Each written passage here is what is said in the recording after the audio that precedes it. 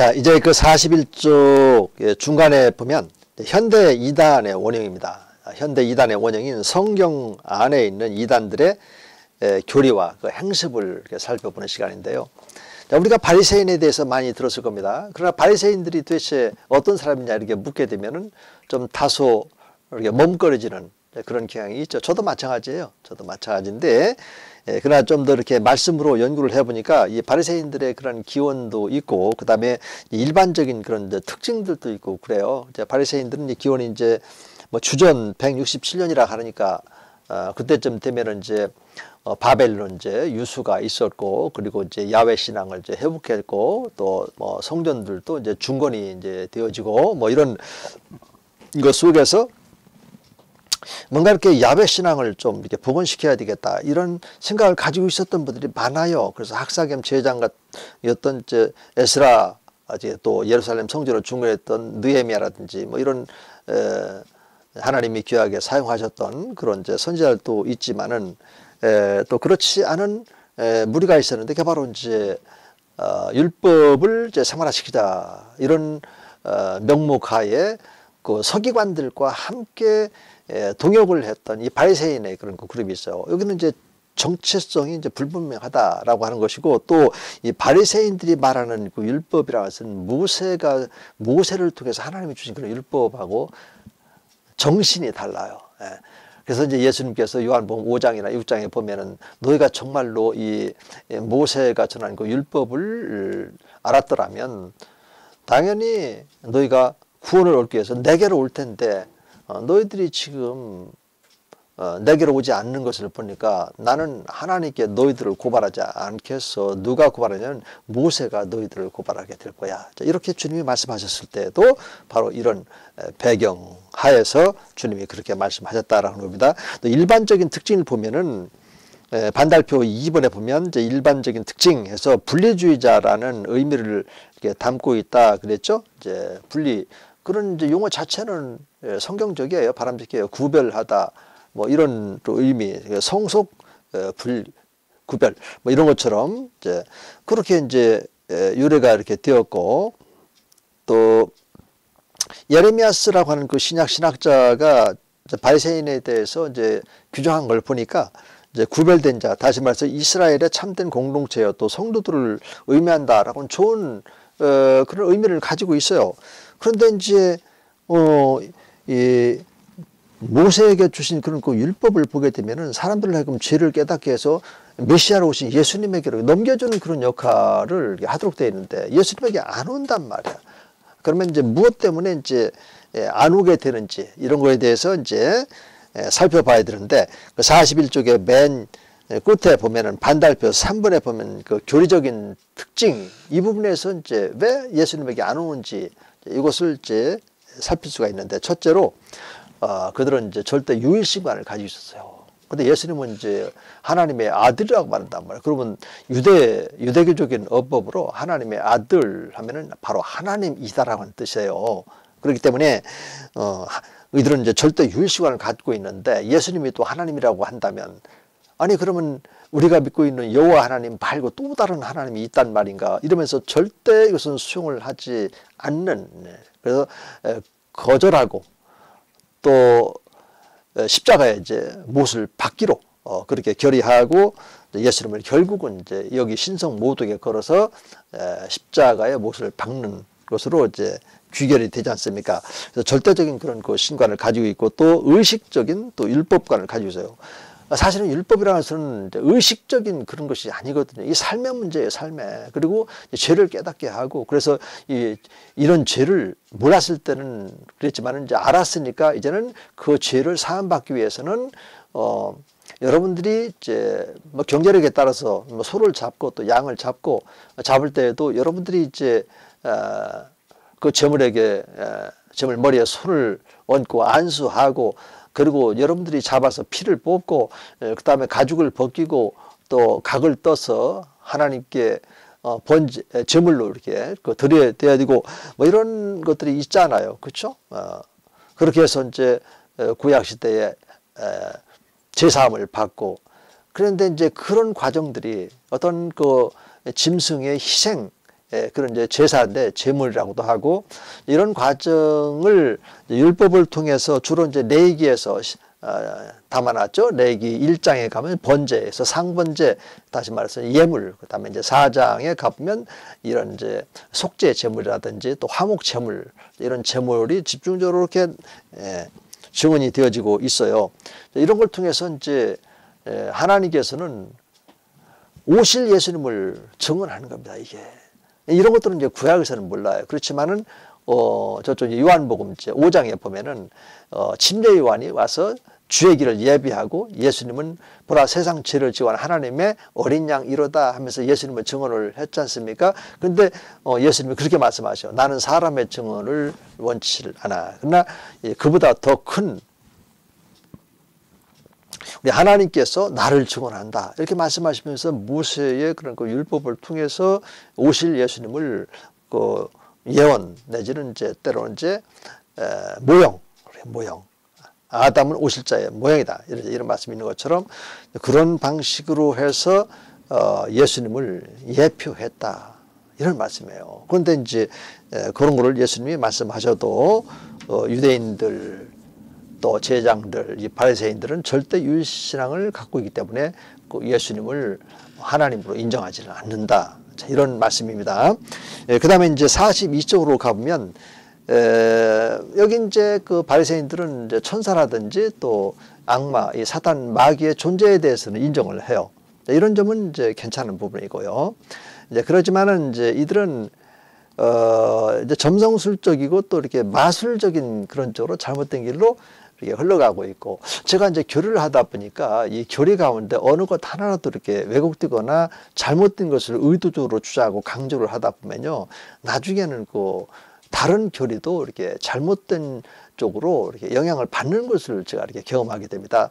단연간 이제 이단들에 대해서 저 연구를 하다 이렇게 보니까 그런 게 있고, 또 뭐 요즘 이제 신사도 운동 이런 것도 또 이렇게 보면은 그 피터 와그너는 이제 몇 년 전에 이제 돌아가셨지만은 그 와그너의 그 왜곡된 그 근원이 어딘가 이렇게 보니까 그 예수님의 신성을 부인해.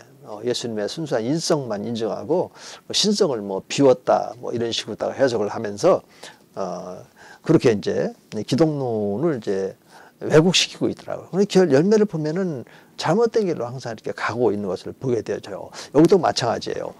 그리고 이제 네 번째로 보면은 이제 고난의 메시아가 아닌 이스라엘의 그런 해방자, 정치적인 메시아로 이 바리새인들은 가지고 있어요. 그렇기 때문에 도무지 그 예수님을 메시아로 인정을 안 하는 거예요. 그러나 저 이사야 선지자가 이제 예언을 한 그 이사야서 53장에 가보면 고난의 종으로서 오실 메시아, 그렇죠? 53장뿐만 아니라 앞절에도 그렇고 뭐 40 이런 데도 보면은 40장부터 해서 쭉 이렇게 보면은 고난받는 종의 모습으로 오실 종교적인 메시아로서 이 그리스도 오실 예수님을 그렇게 증언을 하고 있습니다. 그러니까 예수님 당시에 이런 유대인들은 군사적이고도 정치적이고도 또 경제적인 그런 그 메시아상을 가지고 있었단 말이에요.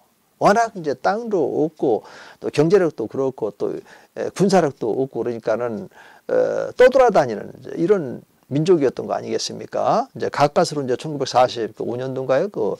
그때서 이제 이스라엘 국가를 지금 이제 창립 설립을 해서 지금 이제 국가 땅도 이렇게 있습니다만은 이스라엘의 그런 그 나라라고 하는 것은 항상 그랬어요. 그러다 보니까 고난받는 종으로서의 그 메시아는 이해가 되질 않아. 인정되지는 않는 거야. 그래서 성경은 고난받는 종의 모습으로 오고 또 예수님의 그 외모도 보면 이사야서 53장 1, 2절에 나와 있잖아요. 주 앞에서 연한 순 같고 마른 땅에 줄기가 또 같고 조금 더 흠모할 만한 그런 그 풍채를 갖고 있지를 않아요. 그러니까는 유대인들이 볼 때는 이거는 도무지 메시아가 아니야. 그런데 예수님이 말씀하실 때 보면은 그 권위가 있고 또 예수님께서 이적을 행하고 볼 때는 이거는 범상치 않고 그런 수준이었단 말이에요. 의심하고. 그러나 이제 그 가운데 이제 그런 능력 행하시고 이런 것들을 통해서 저분이 메시아라 하면서 예수님을 따랐던 그런 부류도 있지만은 그러나 유대교도들 가운데 이제 지도자급으로는 이제 오지를 않아요. 그 가운데 이제 니고데모 같은 경우는 이제 뭐 지도자라고 이렇게 표현을 하기도 했지만 이제 그는 이제 지도자라고 했을 때 뭐 제장의 그런 그 위치에 있는 것이 아니고 이제 바리새인이었단 말이에요. 바리새인. 그리고 이제 관원이었고 니고데모는 이제 돌아왔습니다만 일반적으로 볼 때 그런 종교 지도자들은 돌아오지 않았던 것을 이제 성경을 통해서 우리가 볼 수가 이렇게 있는 거예요. 고난을 받는 종입니다. 우리라도 마찬가지예요. 우리가 예수 믿고 구원받는다 했을 때 예수님이 고난을 어디서 받으셨습니까? 성육신해서부터 이게 속죄가 시작이 되어지고 십자가와 이 부활 사건을 통해서 결정적으로 십자가에서 최정점에 고난 받으시고 그 다음에 부활 승리자로 탁 부활하시는 이 모습. 우리는 이제 그런 그 예수님을 믿음으로 우리 마음 안에 지금 모시고 있는 겁니다. 십자가 고난과 부활 승리. 그러니까 우리도 끊임없이 그런 십자가 죽음과 부활 승리, 죽음과 부활 승리 이런 우리 이런 그 예수 그리스도의 그런 성품과 그 다음에 삶 그리고 사역을 본받아 가는 것이죠. 그 모델이 바로 바울 아니겠습니까? 바울은 항상 부활신앙을 가지고 날마다 죽고 날마다 새롭게 살아나는 이런 삶을 살아냈던 우리가 본받아야 될 그 바울도 고린도전서 11장 1절에서 내가 그리스도를 본받았소. 그런 것처럼 너희도 나를 본받으라. 감히 이렇게 증언을 할 수 있었다면 정말 바울이 그런 삶을 살아냈기 때문에 그렇게 한 것이고 또 바울의 그런 그 사도로서의 그런 권위도 있지만 그런 삶을 통해서 이제 바울이 증언한 이 하나님의 말씀을 우리가 연구하고 또 묵상하고 또 읽게 되어지면 바울이 예수님의 주되심을 가장 강조하신 분 아니겠습니까? 그런 것처럼 우리들도 그렇게 바울처럼 예수님을 주인으로 모시고 살 수 있다라고 하는 그런 교훈적인 의미도 담고 있는 거죠. 바울은 율법 학자였기 때문에 고난받는 종으로서의 예수상에 대해서 이해할 수도 없었어. 그러나 다메섹 도상에서 부활하신 예수 그리스도를 만나고 또 아나니아로부터 안수받고 눈의 꺼풀 같은 것들 싹 벗겨지면서 성령이 충만하고 아 이분이 바로 하나님의 아들이었구나. 그리고 이분이 바로 그리스도구나. 즉시로 그렇게 전파했다. 이런 말씀이 이제 사도행전 9장에 나와 있지 않습니까? 그렇습니다. 오늘 우리들도 고난받는 종으로서의 그런 그 예수님에 대해서 많이 알아가는 그런 시간들이 이제 필요합니다. 말씀을 통해서. 그래서 고난받는 종 하게 되면은 그 십자가. 아까 말씀드렸던 것처럼 성육신으로부터 결정적인 치유 크라이막스인 이 십자가에 하나님께서 담아두신 많은 말씀들이 있다는 것을 기억하시고 과연 무엇을 담아주셨을까? 간단하게 말한다면 죄, 사망, 세속, 사탄, 마귀 그리고 율법 이 5가지 틀을 이것을 확장시켜 나가면 많은 내용들이 이렇게 담겨져 있고요. 그 다음에 이제 행위를 통한 그런 그 구원관을 가지고 있었어요. 그 율법적인 행위 아닙니까?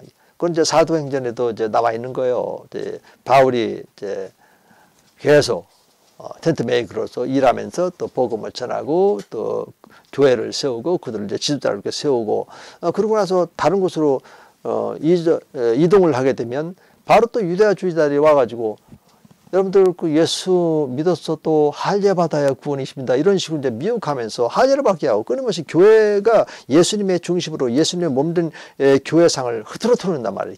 그래서 이제 그 예루살렘 교회에 방문을 해가지고 이제 4가지 결정된 이것을 가지고 또 이제 교회들에게 알리고 또 유대화 주의자들로부터 경고할 수 있도록 바울 서신을 보면은 이제 유대화주의자들, 또 영지주의적인 유대화주의자들이 있고 이런 이단들에 대한 때로는 이제 반박과 또 그다음에 견책 이런 것들이 이제 담겨 있는 그런 말씀들이 이제 많이 있죠. 로마서부터 해가지고요. 그 바울은 곳곳에 이제 이단자들을 염두에 둔 그런 증언들을 이렇게 하고 있어요. 그다음에 이제 사두개인들인데 이 사두개인들은 이제 계층이 굉장히 이제 뭐 제장 그룹들이었고 하기 때문에 또 그리고 현실적인 사람들이라고 그래요. 그리고 또 물질주의적인 그런 것 속에 많이 이제 안주해 있었던 이제 이런 사람들이고 그러다 보니까 이 사람들은 이제 현실에 부쩍 안주하려고 해. 특징이 이제 부활을 이제 부인했던 그런 이단들 아니겠습니까? 우리나라도 예수님의 부활을 부인하는 사람도 얼마나 많아요. 그러나 이 기독교는 부활의 종교인데 이 부활을 인정하지 않으면 기독교 자체가 무너지는 겁니다. 그리고 우리가 구원받는 것도 부활하신 예수님을 믿음으로 구원받는 것이지 그냥 예수 믿는 것이 아니다라고 하는 것을 성경은 명확하게 말해요. 마르다에게도 말씀하셨단 말이에요. 나는 부활이요 생명이다. 나를 믿는 자는 죽어도 살아. 살아서 믿는 자는 죽지 않고 영원히 산다라고 하는 말씀을 하시면서 마르다야 네가 이 사실을 믿느냐. 마르다는 고백하잖아요. 주 예수 그리스도 하나님의 아들 이렇게 고백을 하고 마르다의 그런 그 구원이 이제 이루어진 이런 말씀들이 거기만 있는 게 아니잖아요. 그렇죠? 이제 마태복음 16장 16절 말씀에도 있고 결정적으로 이제 로마서 10장 9절에 있고 이제 사도행전의 일반적인 특징은 뭐 여기 보면 이제 거만하다, 배타적이다, 이제 귀족적이다.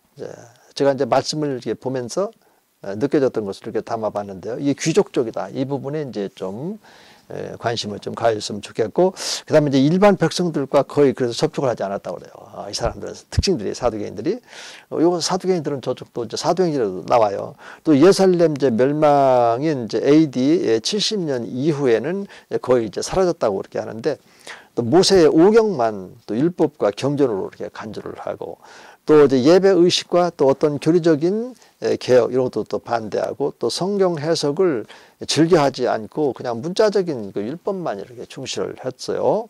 이런 것들도 우리가 잘 이제 오늘날의 관점에서 잘못된 것이니까 유념을 해야 되겠죠. 그다음에 이제 운명론 같은 거 보고 인간의 무한한 그런 그 자유를 jes어요. 하나님께서 우리들에게 하나님께서 의지를 주셨어요. 그런데 그 의지가 자유의지냐 아니면 믿음의 순종의지 혹은 선택의지냐 이런 개념 규정이 좀 필요해요. 일반적으로 우리가 이제 신학적으로는 그냥 자유의지 막 이런 식으로다가 지금 막 끊임없이 언어가 그렇게 돼 있다 보니까 여러분들 의지하게 되면 다 자유의지로 이렇게 생각이 되잖아요. 그죠? 프리윌 이렇게 하잖아. 그렇지 않아. 성경에 들어가면 하나님께서 우리들에게 자유의지를 주신 것이 아니에요. 양자택일 선택의지를 줬다고요. 그것도 믿음으로 순종함으로 이렇게 아담과 하와 아담에게 하나님께서 선악을 알게 하는 나무 실과를 하고 또 동산 중앙에 있는 모든 좋은 나무의 실과들을 이렇게 말씀하실 때에 그 좋은 나무 실과 이건 임으로 먹을 수 있도록 돼 있어요. 그다음에 이제 선악을 알게 하는 나무 실과는 딱 먹지 말라. 먹으면 반드시 죽는다.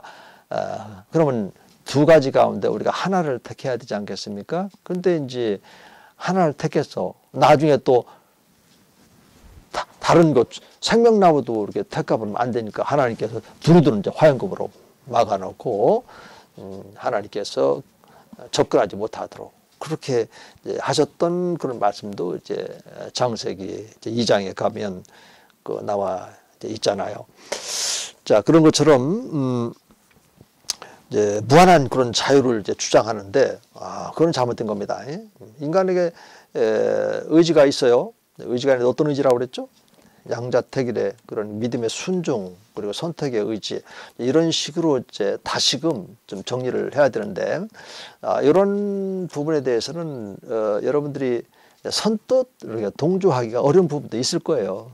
저도 마찬가지예요. 저도 많은 고민도 해보고 그냥 뭐 인간의 자유 의지가 있으니까 뭐 이렇게 할까 이런 생각도 많이 해봤는데 사실은 용어상으로 자유의지라는 말을 누가 쓰게 되냐면 스토아 철학에서 쓰게 됩니다. 스토아 철학. 성경을 보면은 항상 양자택일이에요. 그런데 선택할 수 있는 그 능력은 우리에게 있어요. 다시 말해서 이제 그게 이제 양심이거든요. 양심. 양심이 이제 율법에 대해서 죄가 없다 이렇게 말할 수 있는 사람이 아무도 없다. 이방인들에게 양심. 그렇죠? 양심이라는 게 뭡니까? 판단 능력 아니겠습니까? 그렇죠? 그러니까 판단을 하는 거야, 이렇게. 그래서 선택을 하는 거예요. 인간은 어떤 문제가 있을 때, 어떤 제안이 들어왔을 때 생각해보고 판단하고 선택을 하는 거 아니겠습니까? 그렇죠? 그러니까는 이게 자연스럽죠. 자유의지? 내 멋대로?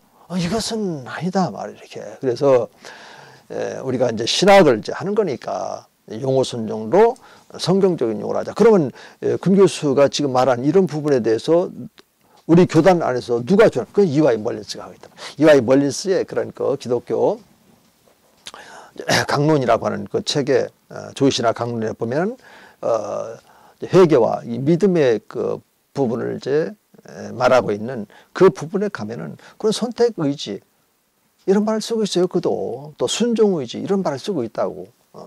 그러니까 제가 독보적으로 그렇게 하는 것이 아니고 그럼에도 불구하고 워낙 이제 우리들 마음속에 나도 그랬었으니까 인간의 어떤 자유 의지로 뭐 구원받고 뭐 이런 식의 그런 이것은 이제 로마 가톨릭적인 것이고 근원을 하면 스토아 철학에서 근원이 됐고 그런 것을 이제 우리가 알았으니까 이제부터는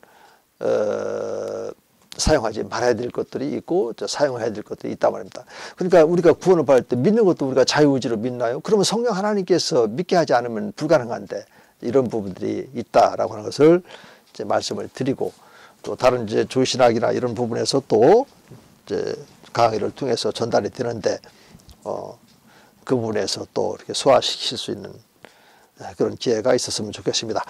그리고 이제 SNF파가 이렇게 있는데 SNF파는 뭐 그렇게 활동력이 뭐 영향력이 이제 컸다 이제 이런 것보다도 나름대로 이제 거룩한 이제 순수한 뜻을 갖는 이제 어떤 그런 순수성이라든지 거룩함이라든지 이런 것들을 좀 내세우면서 신앙생활을 그렇게 추구하려고 했어요. 그 의도는 참 좋잖아요. 그런데 이제 이분들은 이제 주로 이제 유대교를 대표하는 그런 학파예요. 유대교. 사두개파처럼 이제 유대교를 이렇게 그러면 안 되죠. 예수님 당시로 예수님을 이제 중심으로 해서 이제 이런 것들이 전개가 돼야 되는데 그렇지 않고 여전히 그 유대주의 이런 영역 안에서 이제 거룩함이라든지 어떤 순수성 이런 것들을 이제 찾고 하다 보니까 이제 복음하고는 이제 충돌이 되어지게 되는 것이죠.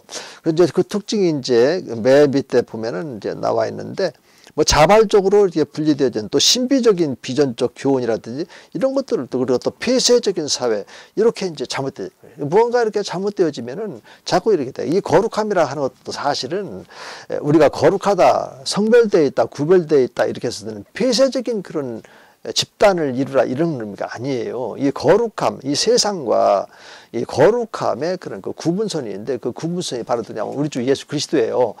그러니까 우리가 이 세상 가운데 살지 않을 수가 없잖아. 그래서 이제 갈라디아서 2장 20절에도 내가 그리스도와 함께 십자가에 못 박히니 이제는 내가 사는 내 안에 그리스도가 사는 것이다. 그러나 내가 육체 가운데 살게 된 것은 이 그리스도를 믿는 그 믿음 안에서 우리가 육체 가운데 사는 겁니다. 그렇죠? 그 믿음의 그런 그 대상이신 또 믿음의 주가 되시는 예수 그리스도와 함께 우리가 이 세상 가운데 이렇게 살아가는 것이다.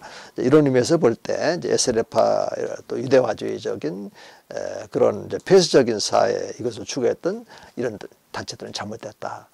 이단들도 보면은 이런 게 있지 않습니까? 그렇죠? 그래서 세상 뭐 직장도 포기하고 뭐 이런 쪽으로 가는 것도 이제 이런 이단의 그런 DNA라 할까요? 이런 것들의 내용들의 영향이다. 이렇게 볼 수도 있는 것이죠. 자, 이렇게 해서 이제 강의가 이제 마무리가 이제 또 되어지는데 이제 아무쪼록 여러분들 하나님의 은혜 가운데에서 다들 강건하시고 매일매일의 삶 속에서 승리할 수 있기를 바랍니다. 여러분들 오늘 또 수고 참 많이 하셨습니다. 수고했어요.